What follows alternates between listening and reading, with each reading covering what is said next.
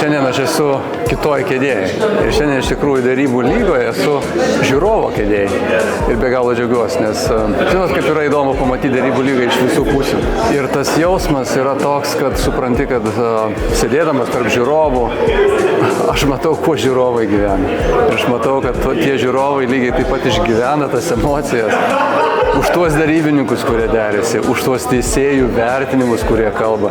Man pačiam tai duoda tokį supratimą, kad vis tik tai plačiau pamatyti, kas ta derybų lyga yra, atsakingiau kalbėti, kai sėdėsiu kažkada vėl teisėjų kėdėj, todėl kad kiekvienas ir teisėjo pasakytas žodis, ir derybininko ištartas žodis turi įtaką kiekvienam žiūrovui, nes jie savai vertina visą tai, kas čia vyksta, o iš to išeina pasisėmę kažkokių tai minčių, idėjų, kartais netgi išeina su tokiu neteisingumo jausmu, kaip ten viskas ne taip buvo, kaip aš galvojau.